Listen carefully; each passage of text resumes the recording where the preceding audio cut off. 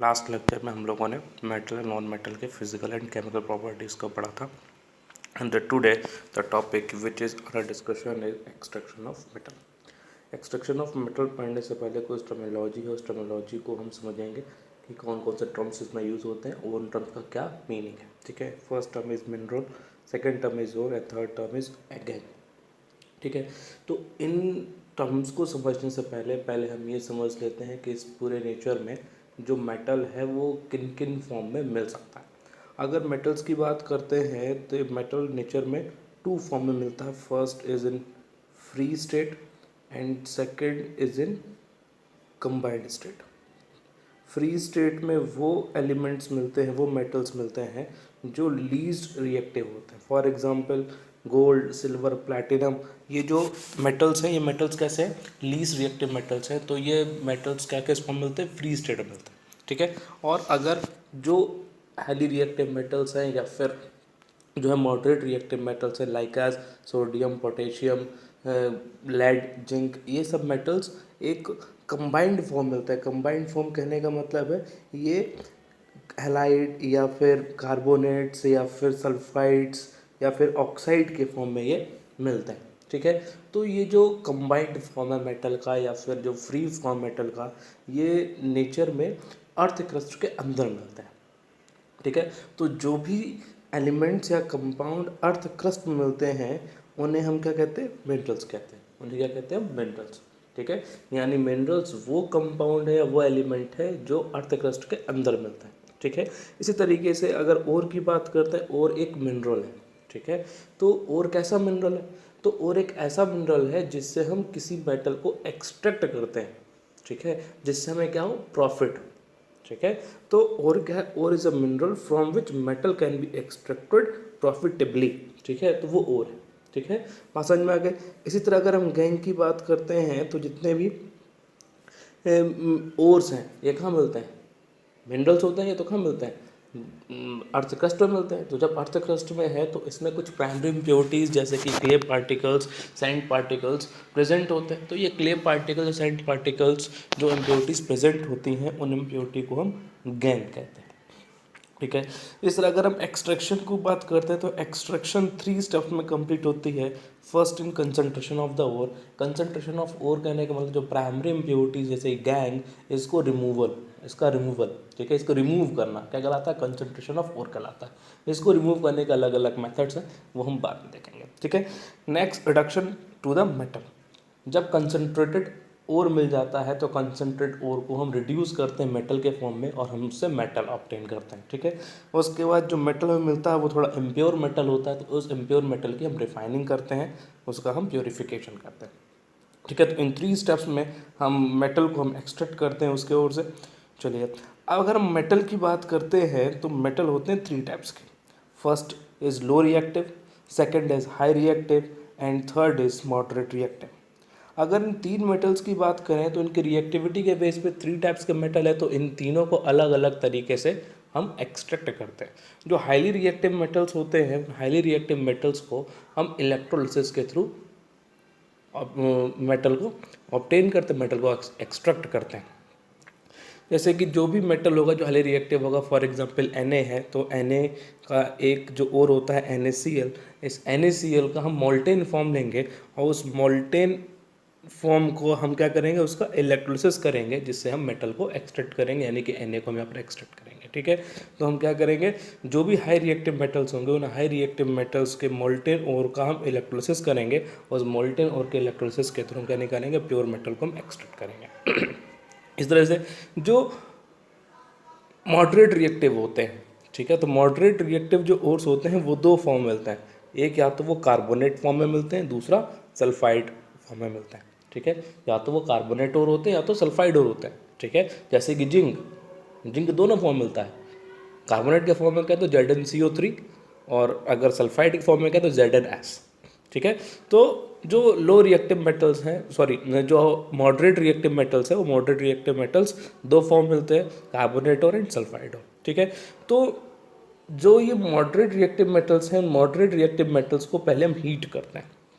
ठीक है, अब हीट अगर हम ऑक्सीजन के अब्सेंस में करते हैं तो वो प्रोसेस कहलाता है कैल्सिनेशन, और अगर हम उसको एयर के प्रेजेंस में हीट करते हैं तो कहलाता है रोस्टिंग। ठीक है, तो जो सल्फाइड और होते हैं हम उसकी करते हैं रोस्टिंग, यानी उसे हम हीट करते हैं एयर के प्रेजेंस में। ठीक है, और जो कार्बोनेट ओर है उसको हम हीट करते हैं एयर के अब्सेंस में, जिसे क्या कहते हैं हम कैल्सिनेशन। ठीक है, तो कार्बोनेट ओर का हम कैल्सिनेशन करते हैं, तो सल्फाइड ओर का हम क्या करते हैं रोस्टिंग करते हैं।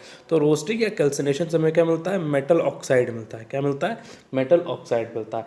फिर इस मेटल ऑक्साइड का हम रिडक्शन करते हैं जिससे हमें मेटल मिल जाता है। उस मेटल के बाद क्या करते हैं, रिफाइनिंग करते हैं। क्लियर बात। अब अगर हम बात करते हैं लो रिएक्टिव मेटल की, तो जो लो रिएक्टिव मेटल्स होते हैं, लो रिएक्टिव मेटल सल्फाइड ओर के फॉर्म मिलते हैं। ठीक है, हमें सल्फाइड ओर की रोस्टिंग करते हैं, यानी एयर के प्रेजेंस में हम इसे हीट करते हैं। जैसे एयर प्रेजेंस में हीट करते हैं तो उस समय क्या मिलता है, मेटल मिल जाता है। उस मेटल के बाद हम क्या करते हैं, रिफाइनिंग करते हैं। ठीक है, तो ये तीन तरीके के जो मेटल है रिएक्टिविटी के बेस पे, इन तीनों के अलग अलग तरीके हैं जिससे हम इसे रिफाइन करते हैं।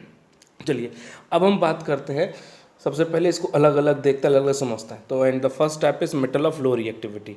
जो मेटल है लो रिएक्टिव मेटल्स, उसका क्या करते हैं हम, जो उसका हम रोस्टिंग करते हैं। जो लो रिएक्टिव मेटल्स हैं उनके ओर की हम रोस्टिंग करते हैं, यानी उसे एयर के प्रेजेंस में हीट करते हैं। ठीक है, for example mercury, mercury is low reactive metal. ठीक है, and the ore of mercury is cinnabar and the formula of cinnabar is HgS। ठीक है, तो सबसे पहले क्या करेंगे हम, HgS का रोस्टिंग करेंगे। HgS रोस्टिंग का मतलब हम एयर के प्रेजेंस में से हीट करेंगे। ठीक है, तो जैसे हम एयर के प्रेजेंस में इसे हीट करेंगे तो HgS मेटल ऑक्साइड में कन्वर्ट होगा। यही मेटल ऑक्साइड फर्दर ये मेटल ऑक्साइड फर्दर इसे हीट करेंगे मेटल ऑक्साइड को, तो ये मेटल ऑक्साइड मेटल के फॉर्म में कन्वर्ट हो जाएगा, यानी मेटल हमें मिल जाएगा। ठीक है, इस तरह फॉर एग्जांपल हम अनदर एग्जांपल देखते हैं, तो copper, copper is also least reactive metal. अब कॉपर को अगर जो कॉपर का ओर है वो कौन सा होता है, CuS। ठीक है, तो कॉपर के ओर का हम एयर के प्रेजेंस में अगर हम हीट करते हैं तो क्या मिलता है, Cu2O। ठीक है, जिसे हम हीट करते हैं तो हमें क्या मिलता है, कॉपर मिलता है। ठीक है, तो इस तरीके से हम लो रिएक्टिव मेटल को हम एक्सट्रैक्ट करते हैं। चलिए अब हम देखते हैं जो मॉडरेट रिएक्टिव एलिमेंट्स हैं, जो मेटल्स हैं, उनको हम कैसे एक्सट्रैक्ट करते हैं। तो जो मॉडरेट रिएक्टिव मेटल्स हैं जैसे कि Zn, Fe, Pb, तो इन सब एलिमेंट्स के जो ये सब मेटल्स हैं, जो मॉडरेट रिएक्टिव मेटल्स हैं, ये मोस्टली कार्बोनेट्स और या सल्फाइड और या फिर ऑक्साइड और के फॉर्म में हमें मिलते हैं। ठीक है, अब ये सल्फाइड या कार्बोनेट्स और को हम डायरेक्टली मेटल के फॉर्म में कन्वर्ट नहीं कर सकते। ठीक है, तो इसके लिए हमें क्या करना पड़ेगा, इसके लिए मेटल ऑक्साइड में कन्वर्ट करना होगा। मेटल ऑक्साइड को हम इजीली मेटल के फॉर्म में कन्वर्ट कर सकते हैं। इसलिए जितने भी कार्बोनेट्स हैं या फिर सल्फाइड ओर्स हैं लो मॉडरेट रिएक्टिव मेटल्स के, तो मॉडरेट रिएक्टिव मेटल्स के सल्फाइड ओर्स या कार्बोनेट ओर्स को पहले हम मेटल ऑक्साइड में कन्वर्ट करते हैं। फिर मेटल ऑक्साइड में कन्वर्ट करके हम उससे मेटल को एक्सट्रैक्ट करते हैं। ठीक है, तो मेटल कार्बोनेट या मेटल सल्फाइड से हम कैसे मेटल ऑक्साइड निकालेंगे। तो अगर मेटल सल्फाइड है, अगर कोई और है जो मेटल सल्फाइड, ठीक है, तो मेटल सल्फाइड ओर के केस में, ठीक है, मेटल सल्फाइड ओर कैसे करते हैं हम, रोस्टिंग, यानी उस मेटल सल्फाइड को हम हीट करते हैं एयर के प्रेजेंस में। ठीक है, सपोज जैसे कि हमारे पास मेटल है जिंक, और जिंक का जो सल्फाइड और कौन सा हो गया, ZnS। ठीक है, तो ZnS को हम क्या करेंगे, ऑक्सीजन के प्रेजेंस में हम हीट करेंगे, इस समय क्या मिलेगा, जिंक ऑक्साइड। ठीक है, और अगर कोई सब्सटेंस, अगर कोई मेटल कार्बोनेट फॉर्म में, ठीक है, कोई मेटल कार्बोनेट है, तो मेटल कार्बोनेट का करते हैं हम कैल्सिनेशन, यानी मेटल कार्बोनेट को हम हीट करते हैं एयर के अब्सेंस में। ठीक है, यानी ZnCO3, जैसे जिंक का आपका एक और हो गया कार्बोनेट हो ZnCO3, इसको अगर हम हीट करते हैं तो क्या मिलता है, ZnO मिलता है। ठीक है, बात समझ में आ गई। तो यहाँ पर कैल्सिनेशन या रोस्टिंग के थ्रू हम मेटल ऑक्साइड लेके आते हैं, फिर मेटल ऑक्साइड को मेटल के फॉर्म में रिड्यूस करते हैं। और मेटल ऑक्साइड को मेटल के फॉर्म में रिड्यूस करने के लिए हमें एक रिड्यूसिंग एजेंट की ज़रूरत पड़ती है, जिसके प्रेजेंस में वो मेटल ऑक्साइड मेटल के फॉर्म में रिड्यूस हो जाए। हम ZnO के केस में जो रिड्यूसिंग एजेंट लेके चलते हैं वो कोक लेके चलते हैं। कोक यानी एक कार्बन है। ठीक है, तो ये कोक क्या करता है, जिंक ऑक्साइड को रिड्यूस कर देता है जिंक के फॉर्म में। ठीक है, तो इस तरीके से हमें इम्प्योर मेटल मिलता है, जिसका हम बाद में प्योरीफिकेशन करते हैं। ठीक है, तो इस एक्सट्रैक्शन ऑफ मेटल, जो मॉडरेट रिएक्टिव मेटल्स थे उसका एक्सट्रैक्शन हमने जान लिया। अब जो हाई रिएक्टिव मेटल्स है उसका हम एक्सट्रैक्शन कैसे करेंगे। तो जो हाई रिएक्टिव मेटल्स हैं, चलिए हाई रिएक्टिव मेटल से पहले एक चीज़ यहाँ पर जान लेते हैं थर्माइट रिएक्शन के बारे में। अगर हम बात करते हैं यहाँ पर कि अभी हम देखा कोई भी मेटल ऑक्साइड, उस मेटल ऑक्साइड को रिड्यूस करने के लिए हमें जो है किसी न किसी रिड्यूसिंग एजेंट की ज़रूरत पड़ रही थी, ठीक है। अगर कोई मेटल ऑक्साइड अगर रिड्यूस होता है, उसे रिड्यूस करने के लिए अगर हमें अनदर रिएक्टिव मेटल की ज़रूरत पड़ती है, ठीक है, तो उस केस में क्या होता है, जैसे कि another reactive metal sodium, calcium, aluminium, ठीक है। तो अगर इन मेटल्स के ना हाई रिएक्टिव मेटल्स को हम as a reducing agent use करते हैं किसी मेटल ऑक्साइड को मेटल में कन्वर्ट करने के लिए, ठीक है, तो उस प्रोसेस में बहुत सारी हीट इवॉल्व होती है। जैसे फॉर एग्जांपल के लिए जैसे MnO2 है, ठीक है, तो MnO2 को अगर हमें रिड्यूस करना है Mn के फॉर्म में, ठीक है, तो MnO2 को Mn के फॉर्म रिड्यूस करने के लिए हम aluminium as a reducing agent use करते हैं, ठीक है। तो इस कंडीशन में बहुत सारी हीट इवॉल्व होती है, बहुत सारी हीट इवॉल्व होती है, और इसी हीट का यूज़ हम बहुत सारी चीज़ों को जॉइंट करने में यूज़ करते हैं, जैसे वेल्डिंग में करते हैं, वेल्डिंग में यूज़ करते हैं, ठीक है। तो यहाँ पर जो है इस रिएक्शन में जो है बहुत सारी एनर्जी, बहुत सारी हीट इवॉल्व होती है, इसलिए इस रिएक्शन को हम थर्माइट रिएक्शन कहते हैं। क्या कहते हैं? Thermite reaction. The reaction between metal oxide and aluminium is highly exothermic and the metal are obtained in molten state and such reaction are called thermite reaction, ठीक है।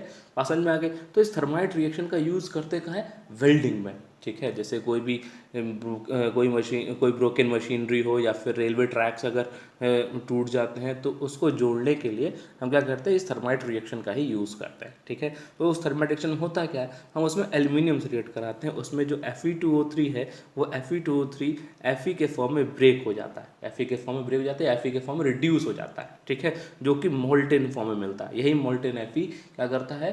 उस टूटे हुए लोहे के पार्ट्स को क्या करता है? जोड़ देता है, ठीक है। तो ये क्या है? थर्माइट रिएक्शन, ठीक है। तो इस थर्माइट रिएक्शन का बहुत अच्छा यूज़ हम जान सकते हैं डेली लाइफ में।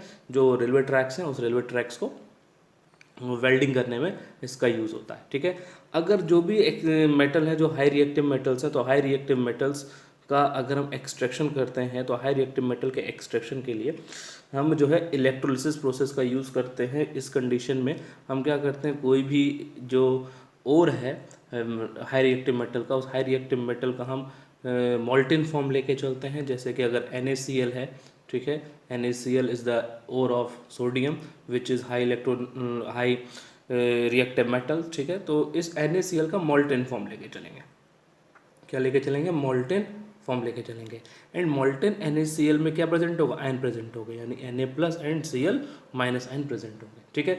तो हम एक कंटेनर लेंगे, उस कंटेनर में हम मोल्टेन NaCl फिल कर देंगे, ठीक है। हमने उस कंटेनर क्या कर दिया? मोल्टेन NaCl फिल कर दिया। अब इस मोल्टेन NaCl में हम क्या करेंगे? 2 रॉड हम डिप करेंगे मेटल की, ठीक है। हम क्या करेंगे? 2 मेटल की रॉड हम इसमें डिप कर देंगे, ठीक है। और 2 मेटल रॉड, ठीक है, जिसका एक का नाम होगा कैथोड और एक का नाम क्या होगा? एनोड, ठीक है। इस कैथोड या एनोड पे क्या होगा? कैथोड पे होगा नेगेटिव चार्ज, एनोड पे क्या होगा? पॉजिटिव चार्ज, ठीक है। और इन दोनों इलेक्ट्रोड को हम एक बैटरी से कनेक्ट कर देंगे, ठीक है। जैसे हम एक बैटरी से कनेक्ट करेंगे तो ये क्या होगा? करंट पास होगा इस सॉल्यूशन में। जब करंट पास होगा तो नेगेटिव इलेक्ट्रोड की ओर कौन अट्रैक्ट होगा? जो सॉल्यूशन में पॉजिटिव आयन प्रेजेंट है वो अट्रैक्ट होगा, ठीक है। तो पॉजिटिव आयन यानी Na पॉजिटिव कहाँ जाएगा? कैथोड पे जाएगा, और कैथोड पे Na पॉजिटिव क्या बनाएगा? सोडियम मेटल के फॉर्म में अलग हो जाएगा। इसी तरीके से अगर एनोड की बात करें तो एनोड पे कौन जाएगा? नेगेटिव आयन जाएंगे। तो एनोड पे जो नेगेटिव आयन यानी 2Cl- ये अपने 2 इलेक्ट्रॉन लूज करेंगे और Cl2 गैस के फॉर्म में अलग हो जाएंगे, ठीक है। तो इस तरीके से हम किसी मेटल को हम एक्सट्रैक्ट कर सकते हैं। जो हाई रिएक्टिव मेटल्स हैं हम इलेक्ट्रोलिसिस के थ्रू उसको हम सेपरेट करते हैं, उसको एक्सट्रैक्ट करते हैं, ठीक है। तो आज के लिए सिर्फ इतना ही। Thank you.